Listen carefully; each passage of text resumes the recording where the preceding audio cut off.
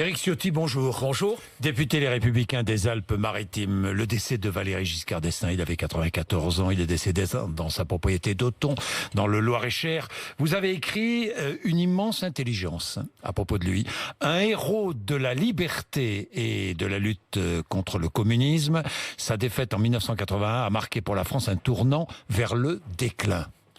Oui, il incarnait, je crois, une France tournée vers le progrès, vers la modernité. Il a incarné, je crois, une forme de modernité sociétale.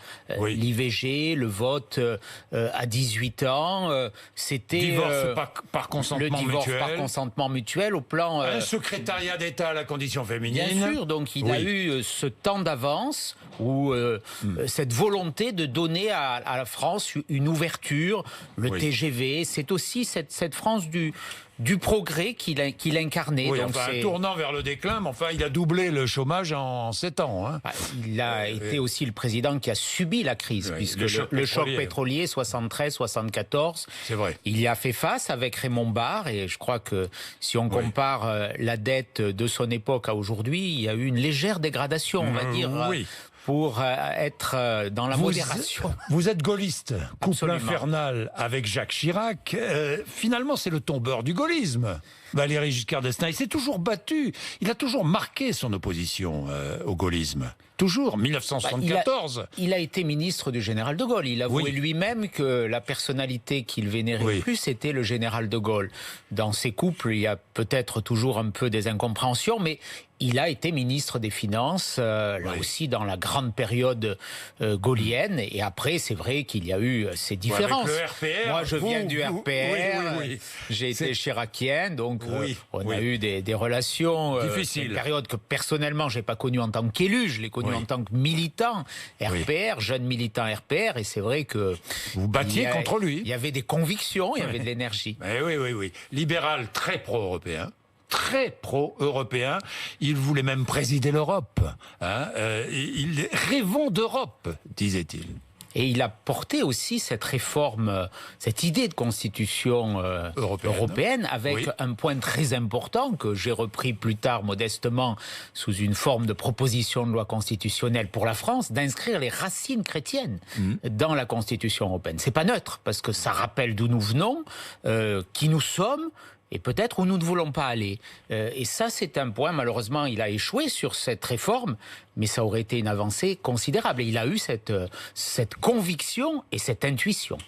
Et puis, un président incompris, un peu oublié des Français. Il a été élu en 74 de justesse, et il a été battu aussi de justesse en 81.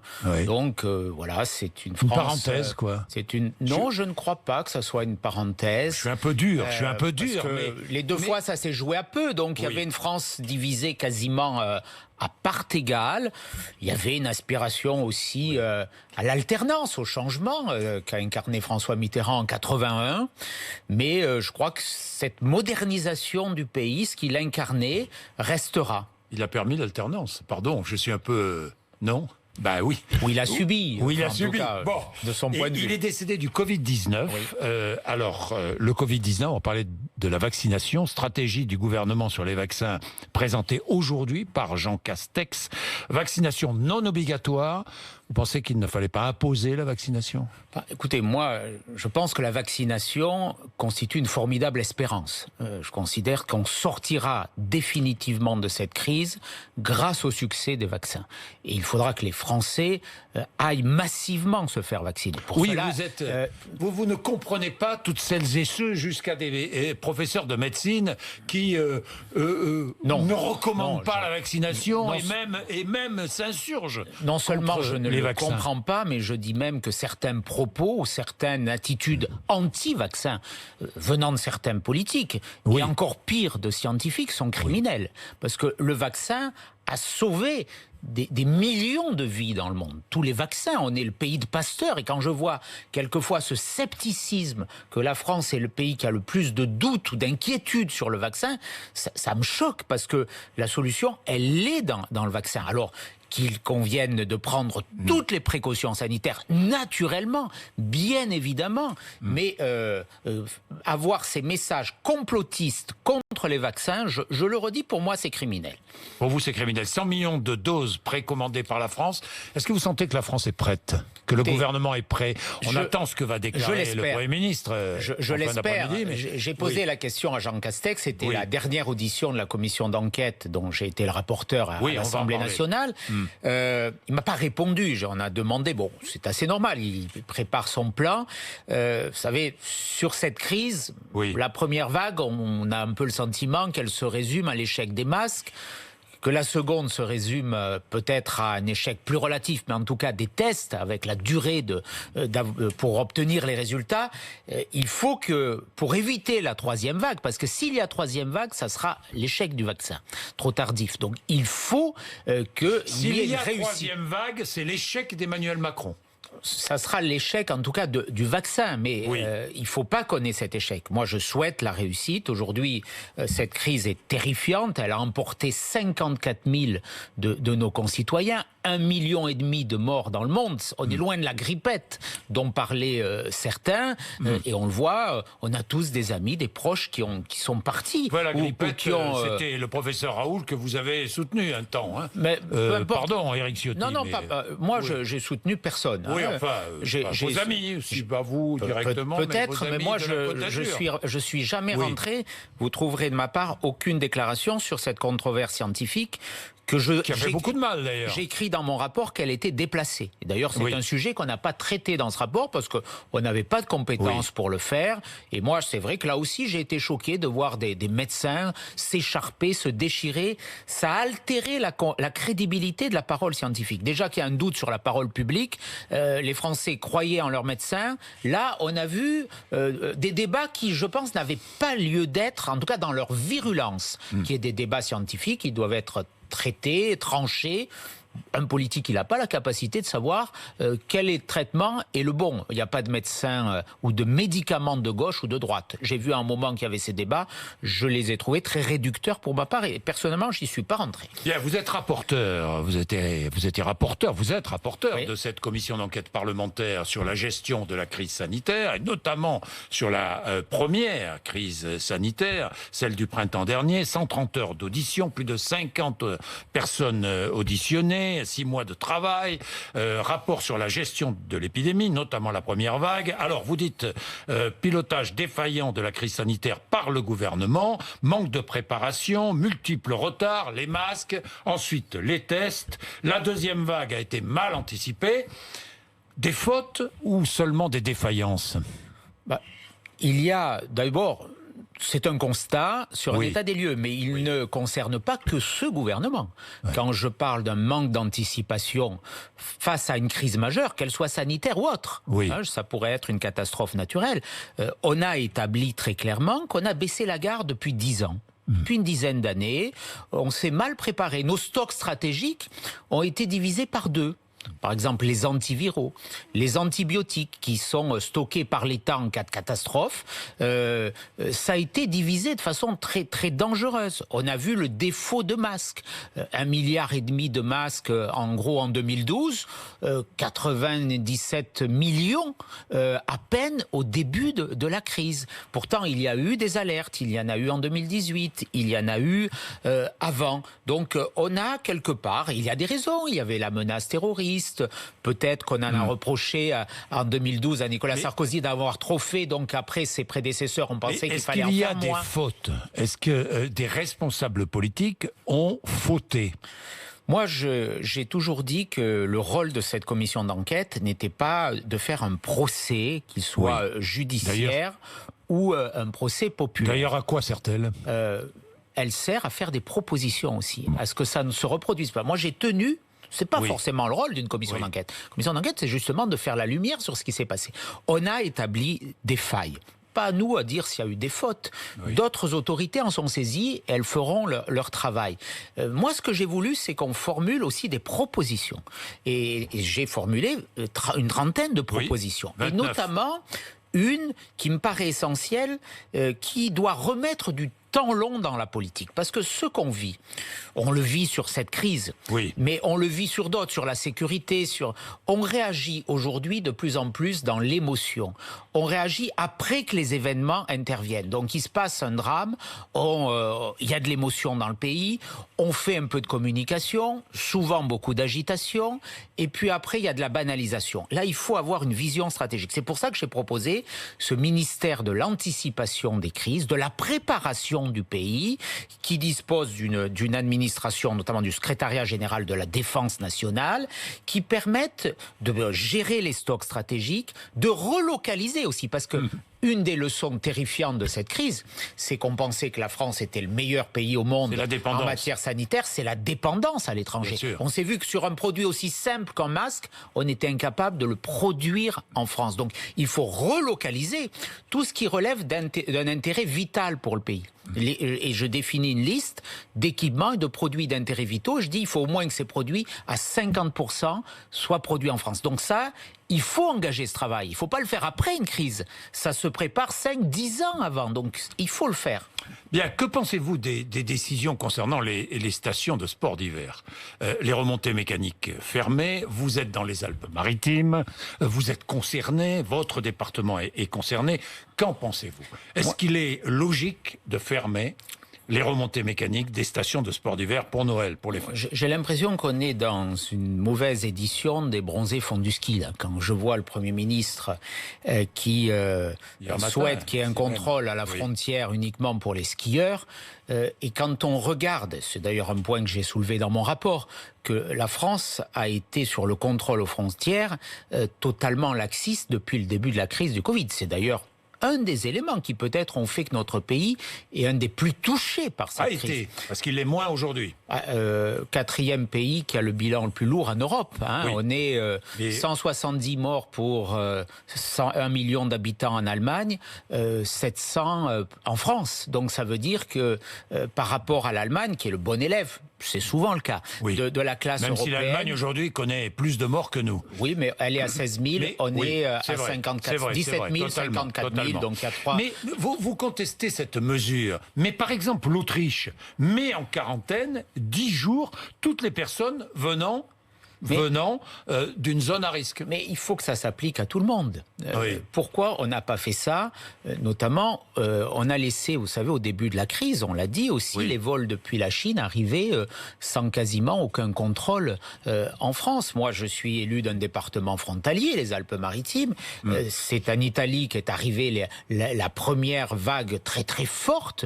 On s'est battu, je me suis battu pour avoir un contrôle au moins aux frontières ou à l'aéroport de Nice pour dire il faut prendre la température. Il n'y a eu aucune mesure pendant des mois. Et là, on va contrôler les pauvres skieurs français qui iraient en Suisse. Il n'y en aura pas des millions. Non, mais il faut être raisonnable. Mais attendez, certains responsables de stations...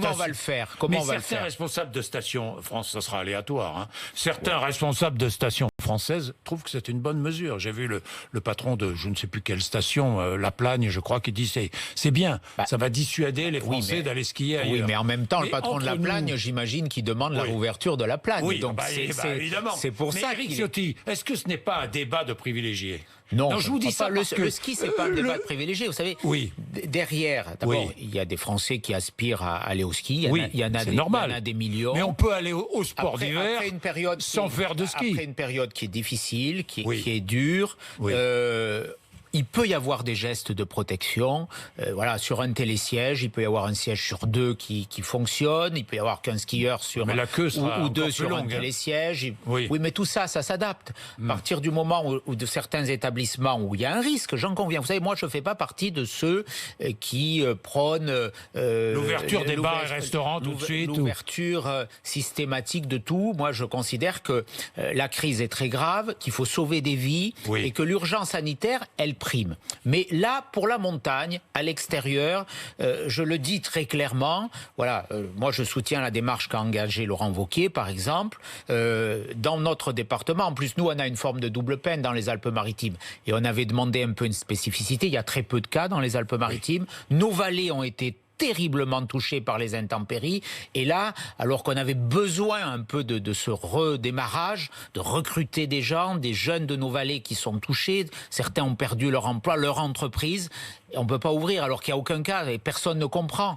On voit, il y a des queues aujourd'hui dans les centres commerciaux. Hier, quelqu'un m'a envoyé une photo d'un centre commercial des Alpes-Maritimes où il y avait 500 personnes dans une queue et on va dire on ne va pas ouvrir nos stations. C'est un peu incohérent. Bien. Ce qu'il faut, c'est de la cohérence et de la justice dans ces mesures. C'est ce que comprennent pas les Français. Les Français, ils sont prêts à des efforts parce qu'ils font primer la sécurité, mais ils veulent de la cohérence. Éric Ciotti, teste de masse avant les fêtes dans 3 métropoles. C'est ce qu'a dit hier Jean Castex, ici même. Est-ce qu'il faut... il faut isoler, évidemment, les personnes affectées. Est-ce qu'il faut prévoir des sanctions pour ceux qui sortiraient? Non. Personnellement, j'y suis totalement opposé. Je crois qu'il faut en effet d'abord tester. D'autres pays d'Europe ont imposé des sanctions. Il faut tester très clairement et avec des délais de retour qui soient rapides. C'est pour ça que la deuxième vague part, parce que on teste massivement, peut-être trop massivement au départ, puisqu'il n'y a plus d'ordonnance, donc on teste tout le monde, certains se font tester des dizaines de fois, ça embolise les laboratoires, et il faut une semaine pour avoir les tests, donc la contagion se propage. Donc pas de sanctions. Non, je suis opposé. Bien, Éric Ciotti, parlons sécurité. Pour terminer, la loi sécurité globale que vous avez votée sera réécrite par le Sénat. Le Premier ministre l'a dit hier, et puis ensuite sera reprise lorsqu'elle reviendra à l'Assemblée nationale. Dites-moi, est-ce que les sénateurs républicains adopteront le texte en l'état? Sûrement pas. Sûrement pas. Ils vont le réécrire. Ils ont une grande. Vous l'avez voté. Ils ont une grande liberté. Il est bien ce texte pour vous, puisque vous l'avez voté. D'abord, ce texte n'est en rien à la hauteur des défis sécuritaires de notre pays. La violence n'a jamais été aussi élevée en France. On voit bien les tensions qu'il y a dans notre société. Les policiers aujourd'hui subissent chaque jour des agressions de plus en plus nombreuses. Les défis à l'autorité se posent. C'est un texte avec quelques mesurettes. Oui, mais non, mais d'accord. Mais parlons de l'article 24. Vous le trouviez bien? Vous aviez quelque chose à redire à cet article? Oui, moi, je l'avais dit chez vous d'ailleurs, c'était au mois de juin, et le lendemain, vous aviez M. Castaner qui s'y était opposé. Moi, j'ai été le premier à ouvrir ce débat. Proposition de loi. Proposition de loi, c'était au mois de mai. Je rappelle quelle était cette proposition de loi, pour que tout soit clair. Interdire la diffusion de l'image des policiers, gendarmes, policiers municipaux, agents des douanes, sous peine d'une condamnation à 15 000 € d'amende et à 1 an de prison. Alors, vous avez oublié un mot, c'est diffusion de l'image identifiable. Identifiable. Donc, moi, ce que je souhaite, mais tout est là. Donc, c'est exactement l'article 24. Non, parce que moi, je voulais aller même, je voulais qu'on floute. Aller plus loin. Je voulais qu'on floute. C'était assez simple. C'est ce qu'a dit Darmanin à un moment donné. Oui, c'est vrai, et ça ne met jamais en cause la liberté de la presse. Jamais personne. Tout le monde peut filmer, journaliste ou pas. Tout le monde peut diffuser, journaliste ou pas, simplement quand il y a une image identifiable, quand un CRS est casqué, masqué, on ne voit pas qui c'est. Mais quand il y a un policier en intervention, en interpellation, qu'on reconnaît, exposer son image, c'est l'exposer lui-même, c'est le mettre en danger. Mais c'est ce que dit Gérald Darmanin, ce qui a été contesté. Je comprends pas, par la presse, contesté par... Vous ne comprenez pas ce débat. Voilà. Ah bon? D'abord, il y a derrière une forte pression de l'extrême gauche. Qui là a des desseins que l'on connaît. C'est déstabiliser la société, c'est attaquer les policiers, c'est en faire des Emmanuel Macron c'est en faire des cibles, déstabiliser tous les pouvoirs pour qu'eux-mêmes prennent le pouvoir, ce qui serait terrifiant. Et puis après, il y a une émotion légitime, mais peut-être sur une forme d'incompréhension, parce que on a pris le vecteur de la loi sur la presse et les journalistes légitimement disent attention, la liberté de la presse est en danger. Donc c'est là où il y a eu cette incompréhension. Donc le Sénat va réécrire le texte, si j'ai bien compris, en s'inspirant de ce que vous aviez proposé. Il y a aussi une idée que j'ai entendue, que le gouvernement, l'exécutif, la majorité pourrait le faire dans le texte séparatisme, qui viendra sans doute avant et qui contient aussi des dispositions pour éviter la propagation de la haine sur Internet. De joindre les deux. Écoutez, moi, ma conviction, c'est que le gouvernement va enterrer ce débat. Voilà. La commission, commission, vous savez ce que disait Clémenceau, quand il y a un problème, on crée une commission pour l'enterrer. La commission, oui. Moi, j'ai le sentiment, on peut faire le pari, mais c'est pas si vous voulez. L'enjeu est, j'allais dire, il est modeste, mais il est important pour les forces de l'ordre. Mais je suis certain que là-dessus, le gouvernement va reculer, parce que je le disais tout à l'heure, on est souvent dans l'émotion. Et ce qu'il faudrait, je le dis au ministre de l'Intérieur, je lui ai dit en commission lundi, c'est que face à la gravité de la situation, face à la paupérisation de la police, il a dressé un très bon constat lundi, mais c'était terrifiant pour ses prédécesseurs. Monsieur Castaner, il a dû voir ses cheveux se hérisser. C'était une charge totale. Monsieur Macron, qui est président de la République depuis 3 ans et demi, c'était un bilan très, très lourd qu'a dressé Gérald Darmanin. Ce qu'il faut, c'est une grande loi d'orientation, de programmation. Et ce que nous a dit Gérald Darmanin, personne ne l'a relevé lundi, c'est qu'elle n'aura pas lieu dans ce quinquennat. Il a dit c'est le futur président de la République, il a rajouté qu'il souhaitait que ça soit Emmanuel Macron, qui devrait appliquer cette loi de programmation. Il faut arrêter avec les déclarations, les fausses polémiques, parce que ça fait aussi du mal aux policiers. Les policiers, ils souffrent.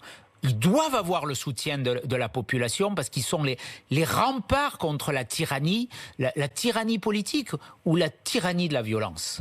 Merci Éric Ciotti. 8h54 RMC et BFM TV.